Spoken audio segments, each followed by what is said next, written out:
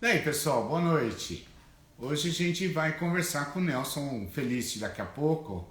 Ele já deve estar entrando aqui na nossa live e vamos testar essa nova forma de conversar. Hoje a gente pode gastar um tempo conversando sobre a diversidade. Eu não consigo enxergar, obviamente, né? Ó, aqui. Tô. Vou tirar o óculos, que é mais bonitinho, né? Vamos lá, Nelson. Oi, Oi, Paulo. Nelson. Oi, tudo bem? Conseguimos, né? Tudo bem. Até aqui conseguimos. Até aqui tá tudo perfeito. Vamos lá. Aí, Nelson, já tem um povo assistindo a gente. Obrigado por quem está assistindo. Obrigado você por aceitar conversar de novo. Acho que fez bastante sucesso aquela outra atividade que a gente fez junto no Provocações com Paulo Marcondes. Abrimos com chave de ouro. E eu senti que ficou um desejo de conversar mais, né, sobre o assunto, de falar mais, da gente aprofundar algumas coisas. E queria dizer que eu coloquei a gravação da atividade no canal do YouTube, não é no canal da AF, é um canal que eu criei para isso. Vou colocar essa gravação aqui. Então, você pode, depois eu te mando os links e você pode continuar usando, etc. E a gente vai aprendendo a usar essa ferramenta, que eu também estou aprendendo. Maravilha. Então vamos. Bom, então eu agradeço também, Paulo. Eu não sei como que você quer fazer, se você quer que eu apresente e aí a gente vai Você, discutindo. você que sabe, eu também Ah, estou aprendendo, Nelson, como eu ah, falei. Se quiser ah. apresentar alguma coisa, porque você deve ter ficado pensando aí, eu estou sentindo que você ficou pensando bastante na temática, nos assuntos. Eu tenho pensado muito sobre isso, Paulo. Então eu vou trazendo algumas coisas que eu fui amadurecendo, até fiz uma apresentação mesmo e, enfim. Então, acho que a primeira coisa é, bom, mais do que uma formalidade, Paulo, obrigado. Esse exercício de poder falar, de pensar em voz alta, esse é um trabalho em processo, né? Então, estamos aqui em reflexão, em processo, construindo em processo. Então, essa é uma conversa, assim, esse encontro nosso é para pensar sobre multiversidade, né? Que é um termo que eu acho que só o termo já valia a pena conversar um pouco mais, É, né? é, quem usou esse termo, e eu gosto, é o Tomás Tadeu da Silva, em que ele discute um pouco no livro Identidade e Diferença, ele discute um pouco por que ele prefere multiversidade à diversidade, né? Aquilo que é diverso vem de dois, né? E, de fato, a gente está tentando fazer mais do que um diálogo, né? Sim. A gente está tentando fazer um multílogo, né? Que é uma conversa entre muitos, portanto, é uma multiversidade, tá certo? E Perfeito. para a gente pensar sobre isso, né? Então, aqui não tem mesmo a menor pretensão de trazer verdades, tenho reflexões para fazer. Até Então, porque acho que essa ferramenta ela é mais para isso mesmo, né? Sem esse academicismo de trazer teses, hipóteses, né? E fechar a questão. É mais para abrir questões, né? E certo, conversar. certo. Então, acho que o lugar da onde eu parto, Paulo, o lugar da onde começa, para mim, é o lugar da posicionalidade, né? Quer dizer, a Djamila Ribeiro traduziu isso em lugar de fala, né? Mas antes dela, essa perspectiva já existia, né? Que é dentro dos estudos culturais, a questão da posição. O mundo, a minha compreensão sobre o mundo, a minha possibilidade de intervenção no mundo, passa, Paulo, pelo fato de que eu sou um homem heteroafetivo, branco, classe média, professor, pai. Quer dizer, eu não consigo, ainda que eu tente, eu não consigo pensar o mundo como uma mulher. Ainda que eu tente, tá certo? Então, isso é fundamental, partir desse lugar, né? Da posição. E a posição de que eu falo, além dessa, né, de que eu já descrevi, de homem, tarará, é um lugar de uma experiência dos últimos 20 anos, que é uma experiência de estar, mas não estar. Que é uma experiência que eu traduzi como existir e não pertencer. Eu existo dentro de uma escola médica, mas eu não pertenço à comunidade médica. Tá certo? Eu existo como professor nessa escola, mas eu não pertenço ao núcleo duro que faz clínica no hospital. Tá certo? Mas por que você não faz clínica? Você não está na mesma profissão que a maior parte, porque não é nem todo mundo. E talvez nem seja a maior parte, né? Exatamente. Mas o fato de também não poder é diferente das pessoas que escolhem não fazer. Que é o meu caso. Que é o seu caso. Eu escolhi não fazer. E de muitas pessoas que estão aqui escutando a gente, que acabam sendo professores, que acabam sendo trabalhando com educação médica, e muitas pessoas optam em não fazer clínica, né? Mas é uma escolha. A minha não é uma escolha. É um impedimento legal, tá certo? Então, eu tive que aprender a viver nesse lugar, Paulo, tá certo? De existir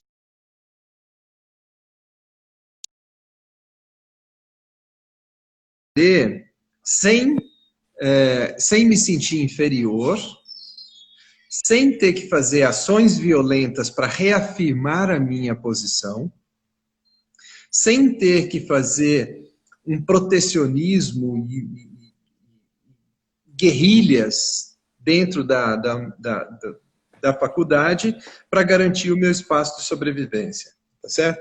Então, aprender, por exemplo, a lidar com o fato de que, para os alunos, a maior parte deles não vê sentido em eu existir na vida deles como professor do segundo ano, tá certo?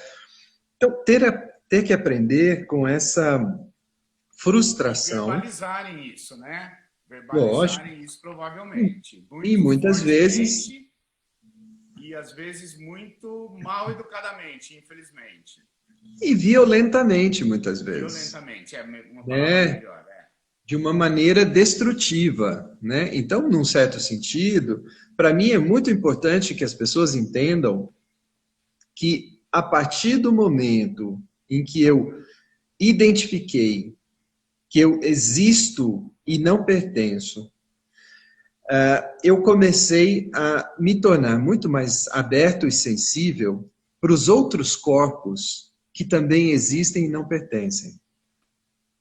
Aos lugares das relações de poder, aos lugares de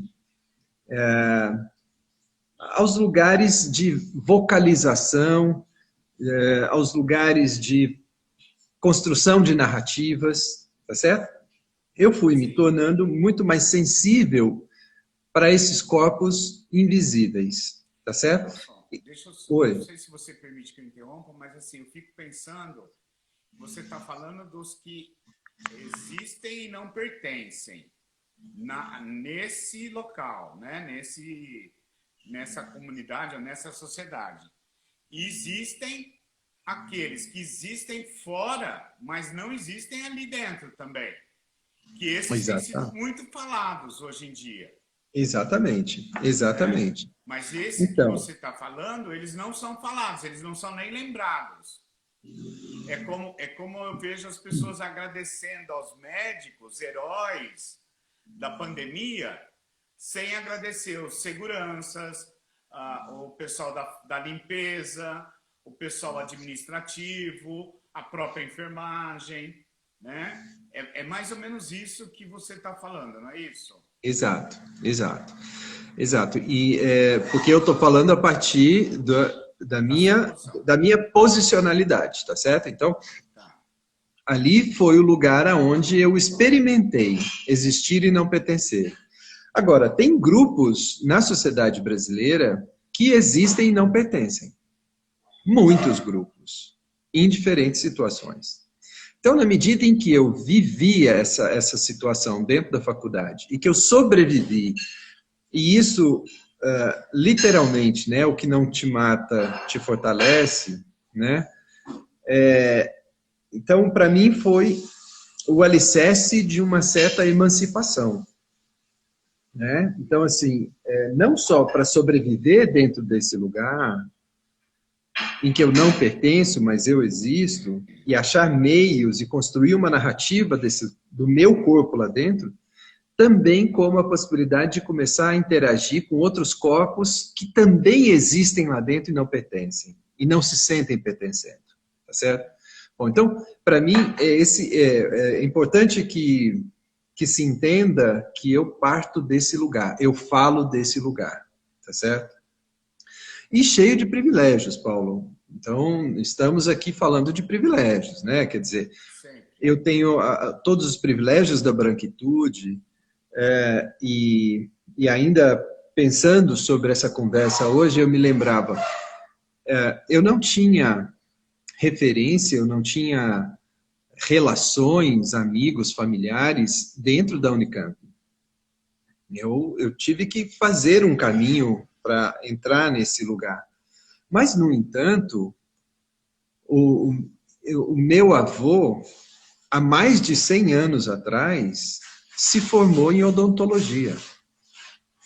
Entende? Então, assim, eu tive que achar meios, de alguma maneira, construir os meus próprios meios para estar ali dentro, mas o horizonte da vida universitária já existe na minha família há mais de um século. Tá certo? Então, essas coisas são muito importantes, porque... E ainda não era uma época que se formar em odonto era normal, porque, né, há muito tempo atrás o normal era ser prático em odonto, né? Isso, então o meu avô se formou no Rio de Janeiro em 1909 em odontologia. Ele não conseguiu sobreviver como odontólogo, porque ele se mudou para Uberlândia há 100 anos atrás, era o sertão, era o Brasil profundíssimo, né, a 1.000 quilômetros do Rio de Janeiro. Ele virou literalmente um Tiradentes. E ele não deu conta de sobreviver dessa maneira e abandonou a profissão. Mas, enfim, eu não tive o privilégio de ter as portas abertas dessa maneira, mas eu tive o horizonte. Esse horizonte existe e isso faz muita diferença. Então, para mim é muito importante fazer essa posicionalidade, esse contexto, radicalizar esse contexto, tá certo? Bom, então, a partir dessa minha sensibilização, o fato de eu ter conseguido ir em profundidade num sofrimento intenso, é muito difícil você se dar conta de que você não pertence e que ao redor a maior parte das pessoas tenta te mostrar ou pela vergonha ou pelo medo que você não pertence àquele lugar, certo? Bom, quando eu então consigo me emancipar de alguma maneira desse lugar, eu começo a trabalhar com essa aproximação, Paulo. E aí, então, eu vou trazer alguns princípios de diferentes movimentos sociais que são pessoas que estão fazendo movimentos para, além de existir, pertencer à sociedade brasileira, né? Certo. Então, um primeiro movimento é do movimento das pessoas com deficiência, né, que vem de fora do Brasil e que adotam no Brasil, que é nada sobre nós sem nós. Certo. Né? Então, assim, esse é um princípio fundamental, que é, quem é que te autoriza a falar pelo outro? Por que o outro não é convidado para falar por si, representando a si e aos outros que ele pode representar, que tem características, que tem, né? Aí aqui incide um desafio para nós, que é o não essencialismo.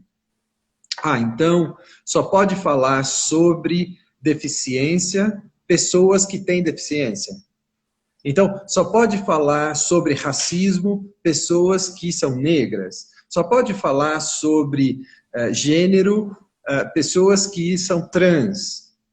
Isso é um essencialismo, que aí é um segundo exercício difícil, socialmente muito difícil para cada um de nós, que é não essencializar as pessoas. Né? Traduz isso um pouco. Traduzo.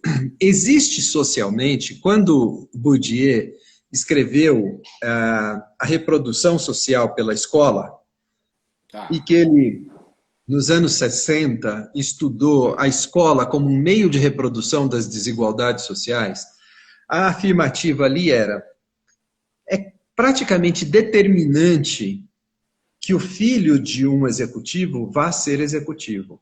E que o filho de um trabalhador braçal vai ser trabalhador braçal. Existe uma determinação social. Essa foi a lógica com que eles construíram esse conhecimento. Bom, na escola médica, hoje, principalmente nas ditas grandes escolas brasileiras, isso é um fato.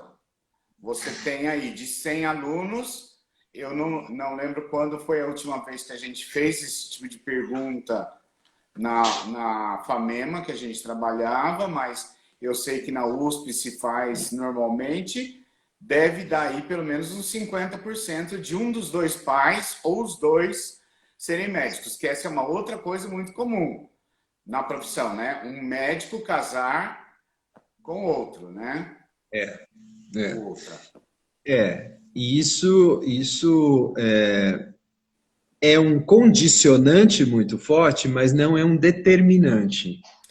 Certo? Então, essa questão é muito importante da gente dar conta de construir, Paulo, que é a relação de identificação e não de identidade.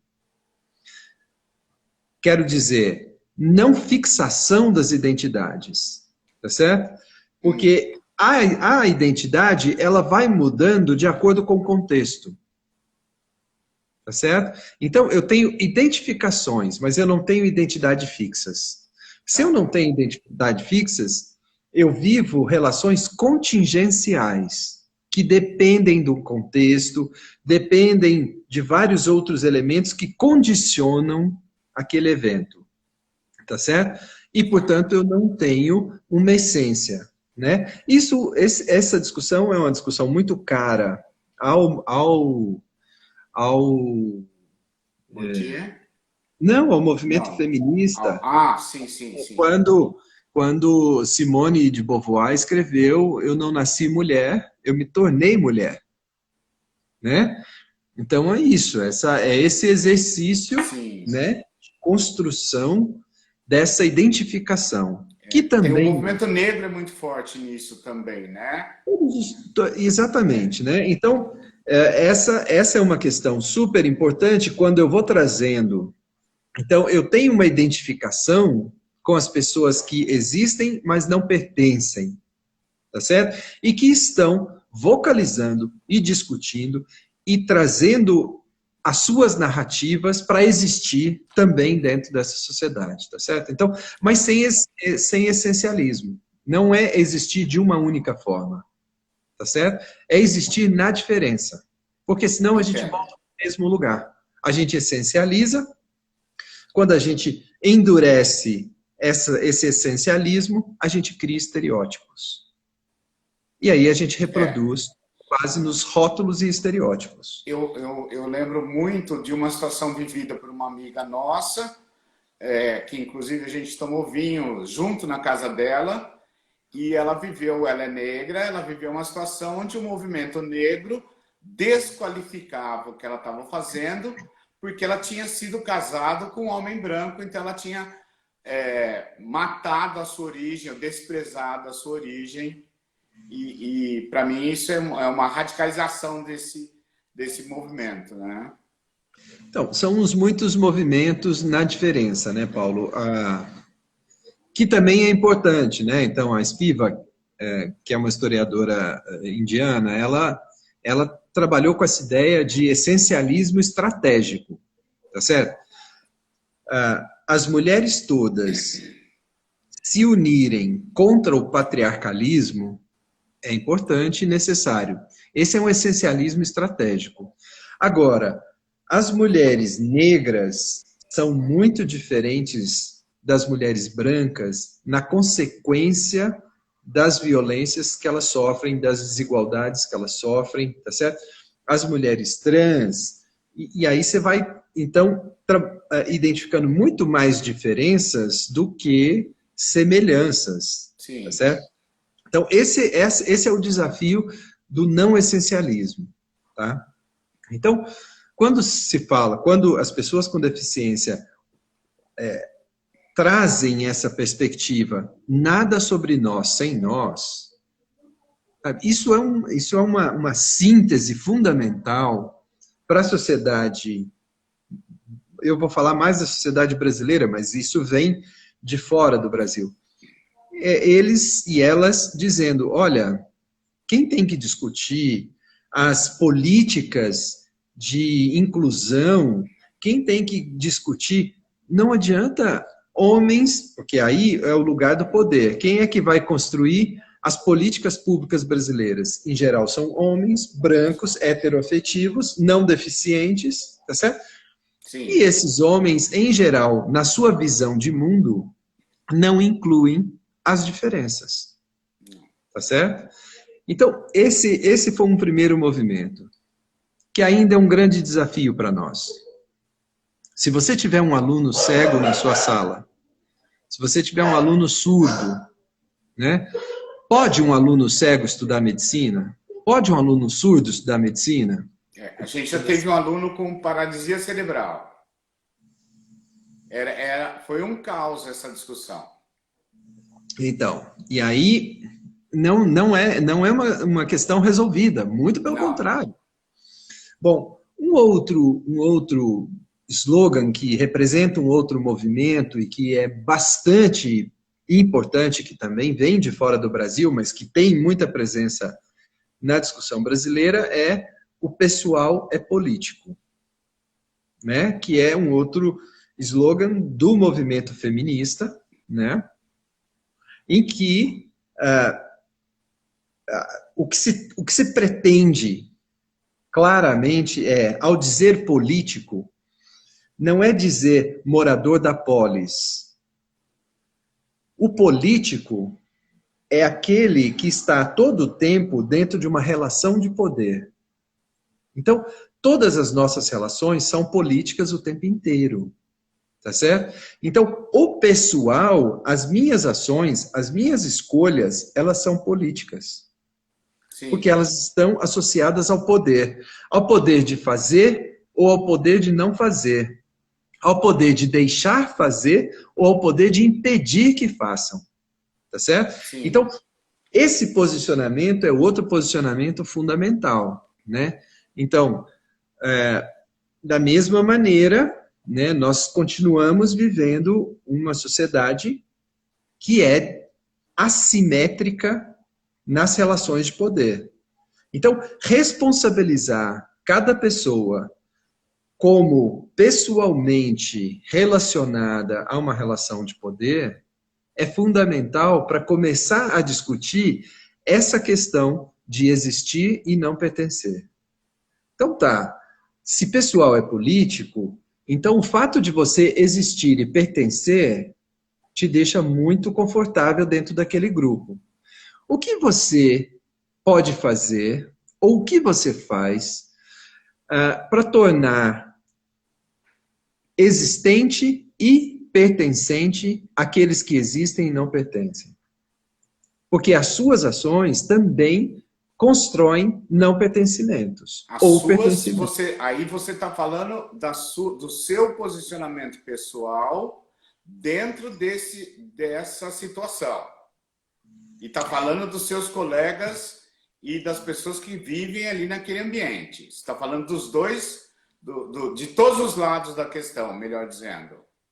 Eu estou falando... A hora que você também, e isso eu tenho visto muito em várias categorias profissionais, a hora que você abaixa a cabeça e deixa que alguém use o poder implícito, institucionalizado, vamos dizer, agir, a pessoa também está abrindo mão de lutar por aquela posição dela.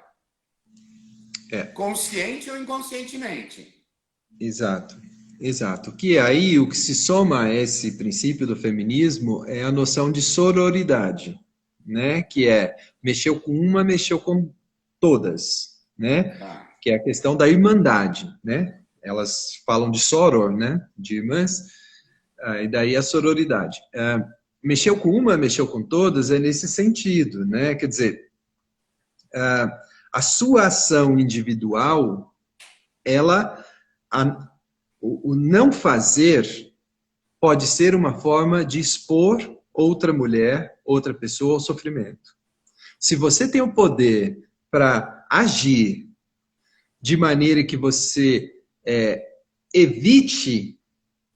Então, é uma ação concreta, Paulo. É concreto. As escolhas que se faz dentro de uma instituição. Tá certo? Sim. Quer dizer, todos nós sabemos que a escola pública brasileira, dos anos 50 para cá, fez parte de um projeto de desmanche da formação das pessoas. Então, era uma escola de qualidade que foi desmanchada. Tá certo? Com políticas públicas que desvalorizaram aquela... Bom, se então entram os alunos que vêm da escola pública e você sabe que eles vêm dessa escola, qual é a sua ação concreta para que eles existam e pertençam à universidade pública? Então dizer que esse aluno vem da escola pública, entrou pelas cotas e ele não tem base. Não, a gente já sabe. A gente já sabe. Essa é uma política pública de desmonte, uma política pública de construção de desigualdade. Você para manutenção do poder estabelecido, né? E você age como portanto, para enfrentar essa política de desmonte, sendo um educador. Tá certo? Então, esse é um outro movimento super importante, né? Então, nada sobre nós sem nós, e o pessoal é político. Então, também não tenta construir respostas para mim sem me chamar. Eu vocalizo, eu posso te dizer o que eu penso, o que eu sinto, o que eu quero. Tá certo? Bom, depois disso, né, tem uma construção, que é uma construção do Boaventura de Souza Santos, que aí começa, para mim, é a perspectiva das ações, Paulo. Ações concretas que significam cultura. Tá certo? Então, cultura são práticas significantes e não todo um modo de vida. Quando eu estudei cultura na graduação, era uma definição de 1871, que foi sendo rearranjada por antropólogos, mas que continuava sendo um conjunto de hábitos, valores, regras, comportamentos, práticas que as pessoas desenvolvem dentro dos grupos sociais. tá certo? E que, portanto, se você tem aquele conjunto de práticas, tarará, você faz parte daquela cultura. Desde que eu tenho trabalhado com os estudos culturais trazem uma perspectiva que é a virada cultural. Portanto, cultura não é esse modo de vida, esse coletivo do modo de vida. Cultura são as ações práticas, concretas que você faz no cotidiano. Então, o pessoal é político, é nesse sentido. Tá certo? Qual é a cultura? Quais são as práticas que você faz? A partir das suas práticas concretas, ações, você está construindo uma cultura, includente ou excludente. Uma cultura emancipadora ou de dominação. Uma cultura de desigualdade ou de igualdade. Tá certo? Então, concretamente, no nosso cotidiano, né, o que são as ações que nós fazemos nessa construção de cultura? Qual é a cultura que nós construímos na educação médica, concretamente? Tá certo? E aí começa a nos implicar dentro da construção de uma cultura, tá certo? Então, cultura não é aquela coisa distante. Cultura é o que eu faço agora. Essa minha conversa... Não é dos outros, minha, é do grupo que eu estou, do conjunto de pessoas que eu estou ou sozinha. Exatamente. Não, porque quando eu faço uma ação... Do jeito que você aprendeu na graduação, era uma cultura distante. É uma cultura que eu nunca sou, que nem a gente fala, né? A pessoa que é cientista. Quem é cientista? Aquela que não sou eu. Eu faço ciência, eu já fiz muita ciência, mas não me via como cientista. Cientista é um outro, né? Americano, inglês, europeu, né? Exatamente. Assim como violento é um outro, né, Paulo? Também. Violento é aquele que agride, mas começa a ver a nossa participação dentro das instituições e começa a ver as nossas posições, as nossas defesas concretas, as nossas ações de cotidiano, tá certo? Para reconhecer as diferenças, para reconhecer, né? Então, assim, isso é uma conversa difícil, Paulo, porque eu não estou falando que a gente não tem que ter conteúdo e que a gente não tem que ter um compromisso com aquilo que a gente quer ensinar e precisa ensinar. Mas eu estou falando que aprender também é um condicionante social, né?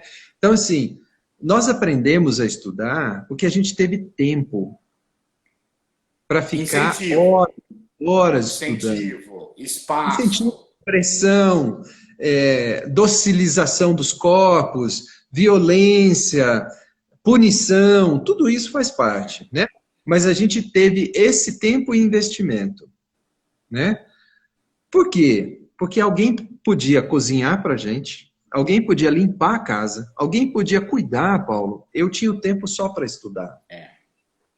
Então, estudar é uma condição de classe. Aí o que você aprende? A se concentrar. Nós conseguimos ficar 1h30 concentrados fazendo alguma coisa, né? Como é que você aprendeu isso? Isso não é natural, não. Isso não nasceu com você, não. Isso foi a sua condição de classe que te propiciou.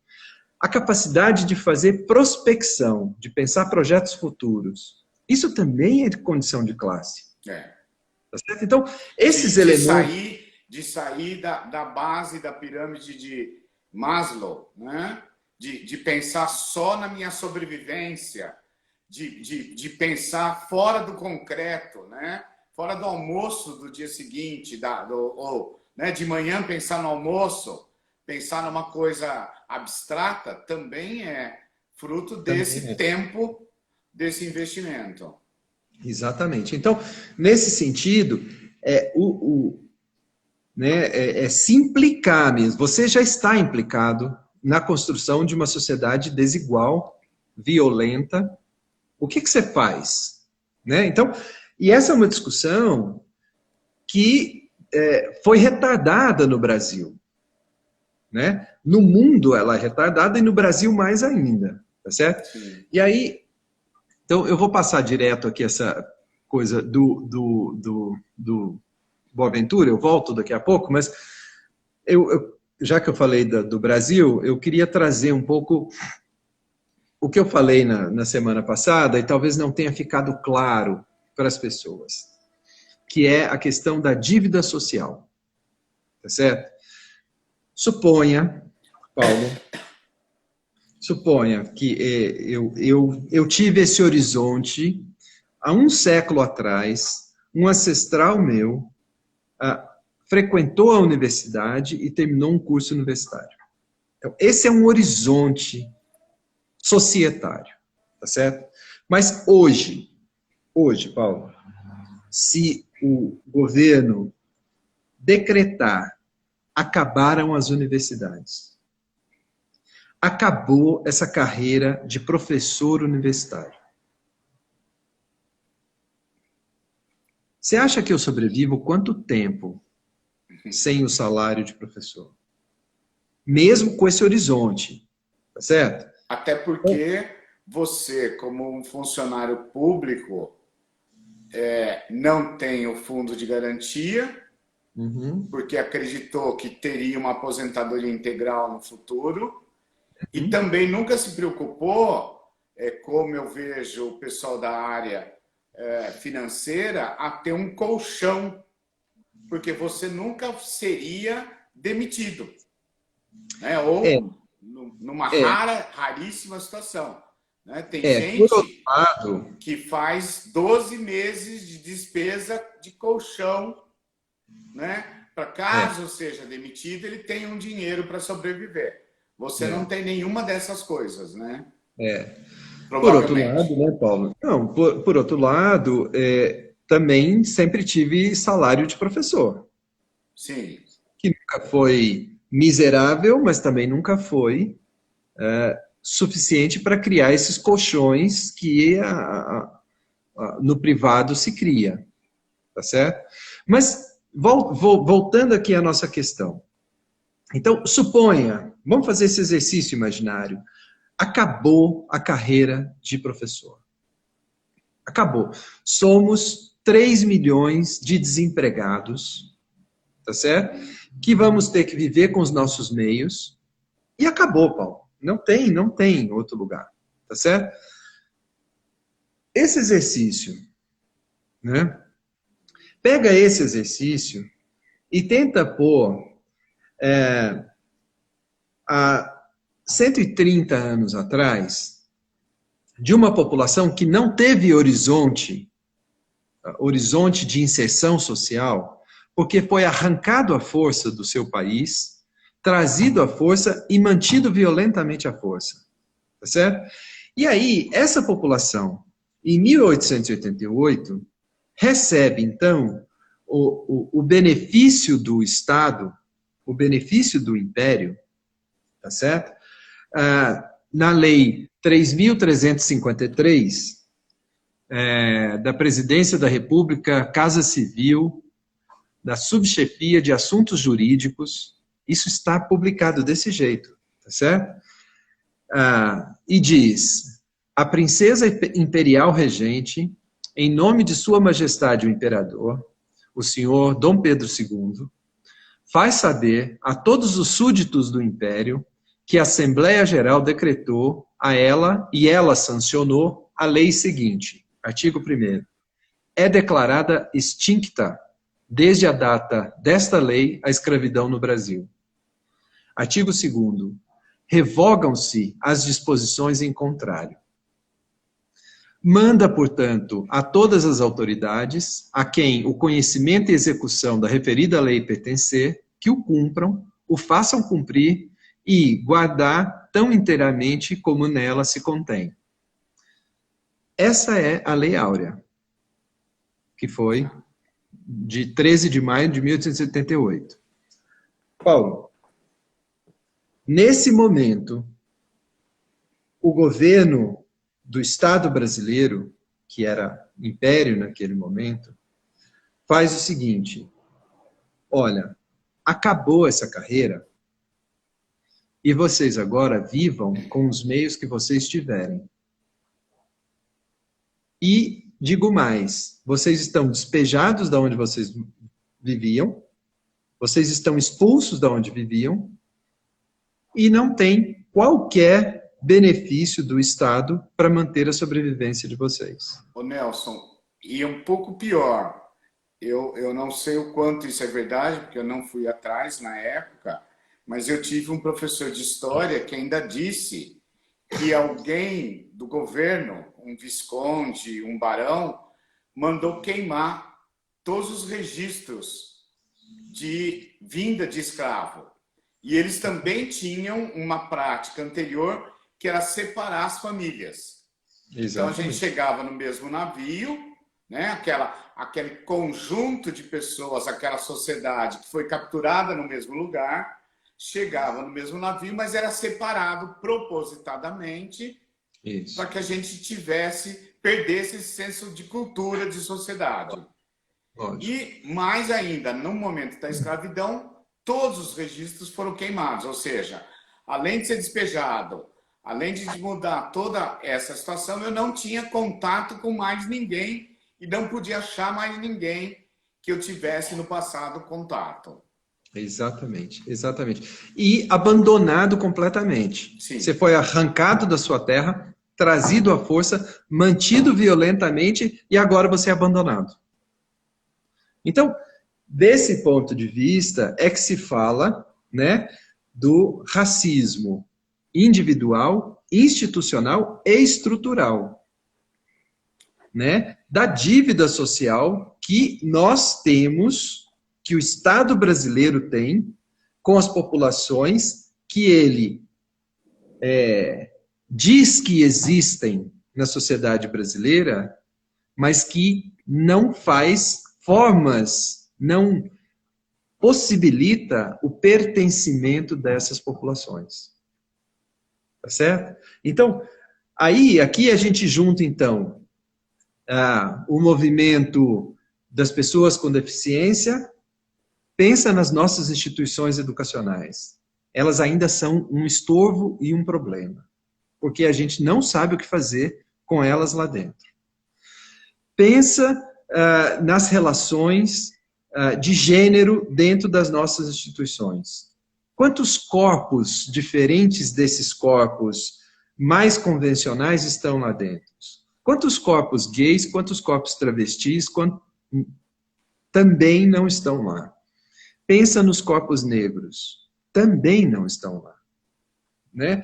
Então, a sociedade brasileira tem uma dívida, e aí é fácil falar sociedade como se não fosse um problema meu. Nós temos uma dívida enorme com quem não está na nossa sala de aula. Sim. Tá certo? Então, assim, nós somos também responsáveis por que eles estejam ou não. Ah, mas eu não decido o vestibular. É verdade, você não decide. Mas você se envolve nessa discussão de que maneira? Ah, não, mas eu sou médico, eu cuido de pessoas. E a qualidade do cuidado que você faz no SUS é como? Você ensina os seus alunos que saúde não pode ser uma mercadoria, ou você... Né? Então, esse processo... Ou você... A gente viu agora recentemente o aluno negro cotista fez um atlas de dermatologia porque não tem atlas de dermatologia capaz de descrever as afecções de pele na pele negra.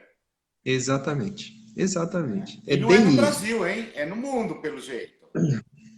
Então, e aí, para mim, essa conversa nossa, Paulo, ela toca assim.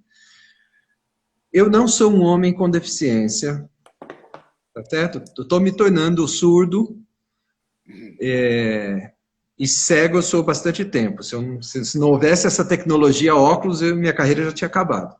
Mas eu não tenho aquela deficiência de que os homens e mulheres deficientes estão defendendo como um direito, tá certo?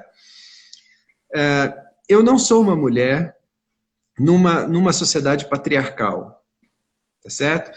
Machista, né? Então, também a minha identificação, existe, mas eu também não posso e não quero falar por elas. Eu sou solidário ao movimento. Eu também não sou um homem negro, tá certo? E reconheço que existe sim. Eu venho de Berlândia. Quando eu nasci, e alguns anos depois, eu não me lembro disso, eu era muito criança, mas ainda naquela época, na primeira metade dos anos 70, tinha a calçada onde caminhavam os negros e a calçada onde caminhavam os brancos. Na primeira Isso eu metade dos nunca anos vi. 70. Então, sabe, eu cresci numa casa em que a passadeira de roupa da casa dos meus avós era a neta da escrava da família. Sabe? Então, assim, eu tive e tenho que continuar trabalhando e fazendo essa vigilância epistemológica o tempo inteiro. Tá Sim, certo? porque o natural seria manter isso, né? Não, o Essa, naturalizado, não natural, o o natural, naturalizado. assim, na verdade, o que veio da criação, né? Da sua É, experiência prévia. exatamente, né? E que é toda a violência naturalizada, né? Então, Sim, assim, tá bom. Então, se eu não posso falar pelos homens e mulheres com deficiência, se eu não posso falar pelas mulheres na sua multiplicidade, se eu não posso falar pelos homens e mulheres negros, o que eu posso fazer então? Não, então eu estou fora desse movimento? Não, não estou fora desse movimento e nenhum de nós está fora do movimento, porque aí tem um outro lado, que é, você já pensou nos privilégios da branquitude? Eu não posso falar como eles, como excluídos, mas eu posso investigar em profundidade os privilégios da minha branquitude. Tá certo? você vira a conversa, você olha Exatamente. pelo lado que é possível para você.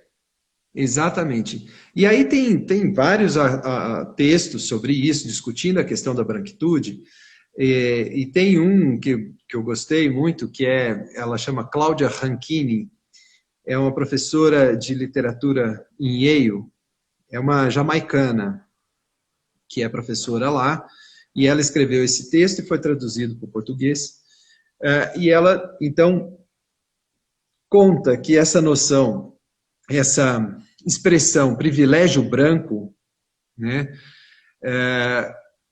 é uma construção do final dos anos 80, tá certo? Por uma professora num colégio americano, em que ela discute os sistemas invisíveis que conferem dominância ao grupo branco, tá certo? Então, eu não posso falar pelos outros, mas eu posso falar por mim, tá certo? E eu sou esse homem que recebeu muitos privilégios. Eu me dou conta disso?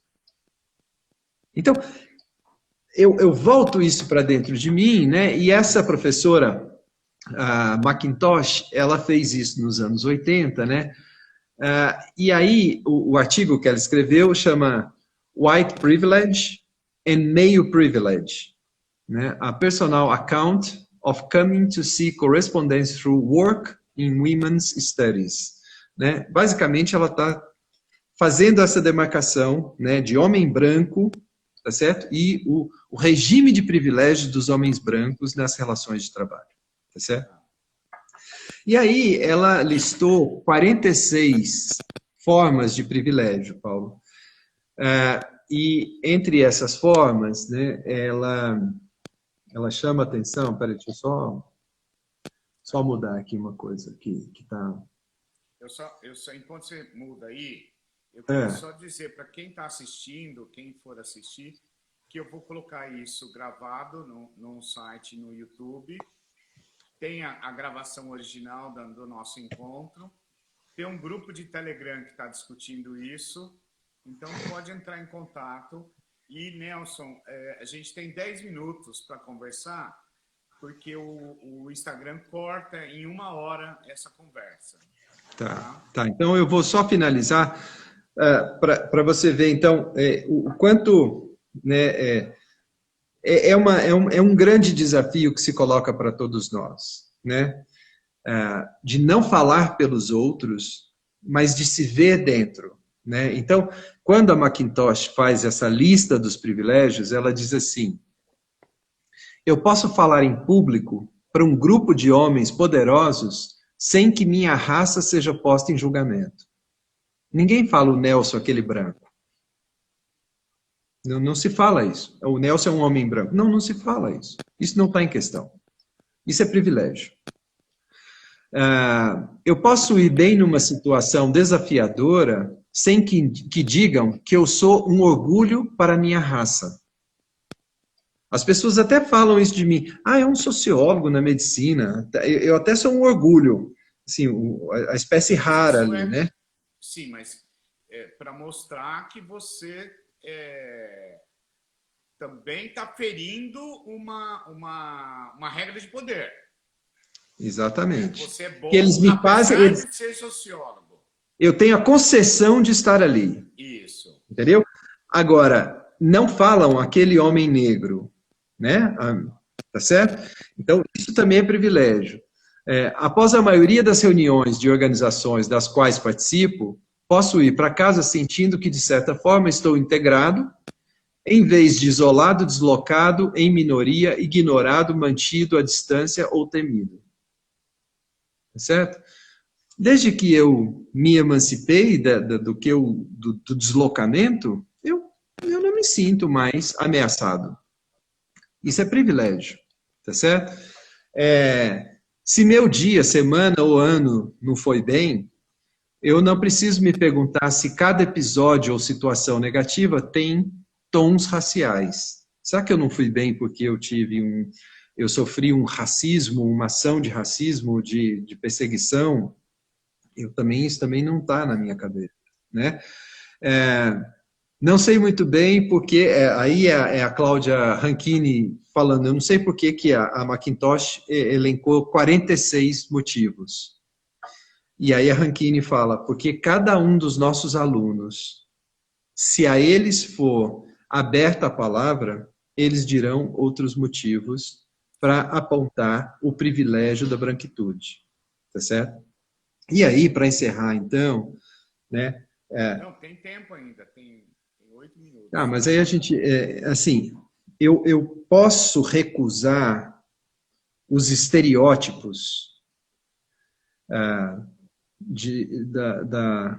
da homofobia, do sexismo, do machismo, do racismo. Eu posso recusar isso, Paulo,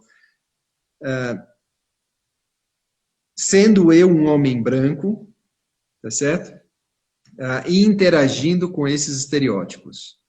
Por que isso é importante saber? Pelo seguinte, eu não amanheço, que tem a ver muito com Paulo Freire e uma pedagogia da autonomia.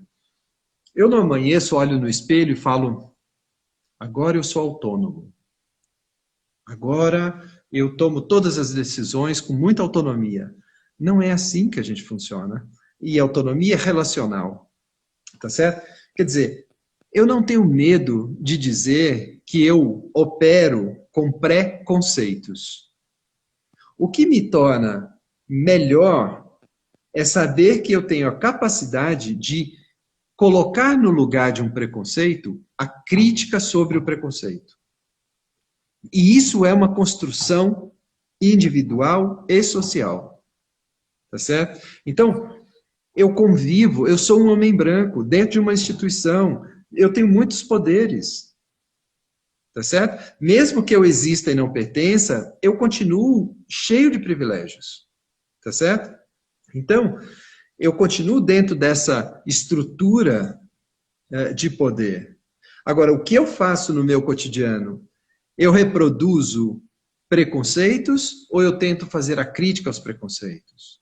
Né? Eu tento não falar pelas pessoas com deficiência, pelas mulheres e pelos homens e mulheres negros, mas eu também tento não interromper a fala deles. Eu também tento não criar situações a partir do meu ponto de vista, achando que é mais importante do que as situações que eles criam. Tá certo? Então, esse movimento, o movimento como que eu posso ajudar fazendo essa investigação dos privilégios da minha branquitude, né? E aí é muito interessante, porque eu disse isso na semana passada, que foi falar sobre isso, escrever sobre isso, pesquisar isso. Já foi chamado nos anos 90, e muitos ainda hoje chamam, da escola dos ressentidos, ou escola do ressentimento. Sim. Tá certo? E aí, dentro do movimento dos privilégios da branquitude, então tem toda uma economia linguística, né? Então tem a fragilidade branca, tem a defesa branca, a apropriação branca, tá certo? Então, tem todo também um movimento que eu sei que eu não devo ser ignorante ou defensivo em relação ao meu privilégio, mas eu também não faço nada para mudar este privilégio. Tá certo? Aí eu sei que é necessário que tenha, que esse país é um país muito desigual, que a nossa sociedade deve às populações que existem, mas não pertencem, tá certo? Mas eu acho que eu não tenho nada para fazer. Se você não consegue se engajar em movimento nenhum, pelo menos olha para os privilégios da sua branquitude, sabe? Porque poder não fazer nada faz parte da calma dos estabelecidos. Porque os não estabelecidos têm uma urgência, que é a própria vida. Tá certo? Então, a gente está nesse movimento agora, dentro das nossas salas de aula. Né, Paulo? Acho que. E aí é muito interessante. Ainda muito incipiente dentro da sala de aula, né? Muito incipiente. Muito incipiente, mas cada vez mais possível e cada vez mais vocalizado pelos alunos e alunas que chegam. Mas com risco de uma contra-revolução aí forte e o status quo anterior voltar e fechar, estrangular esse movimento, né? Paulo, nós estamos num momento muito sombrio, todos sabemos, né? Mas aí é uma questão geracional, né? A gente não pagou a dívida, a gente não vai conseguir pagar essa dívida, a nossa geração não vai pagar essa dívida, e a gente tem que deixar essa dívida correndo juros, e as pessoas têm que saber que é uma dívida que precisa ser paga. A gente precisa deixar esse problema em aberto, que é a estratégia que os nazistas, os nazistas não, os alemães não nazistas, por que eles fazem questão de manter os campos de concentração abertos à visitação e todo o horror do Holocausto, e não se esquece disso e fala-se disso o tempo inteiro? É para não se esquecer. Porque os pequenos nazismos estão nos rodeando o tempo inteiro. Sim. Né? Então, eu acho que estamos num tempo sombrio, mas aí o nosso lugar de privilégio é de poder verbalizar e trazer esse debate vivo e presente nas nossas salas de aula o tempo inteiro. Né? Assim, a forma como eu vejo, Paulo, o conhecimento não é neutro e é um ativismo. Certo? Então, assim, o que eu faço é uma ação. Sim. E a minha ação condena corpos ou salva corpos. Sabe? Então, assim, qualquer coisa que eu fale, que eu faça, eu estou agindo. Tem um ativismo na construção desse conhecimento. Tá certo? Então... eu estou só preocupado com o horário. Essa é uma boa fala para encerrar. Eu acho que foi muito legal a gente ter conversado disso. Fico muito honrado de ter você nessa primeira vez que eu estou fazendo essa ação aqui de aprender a usar isso, só estou preocupado do Instagram cortar a nossa conexão. Então, queria te agradecer muito o fato de você ter aceitado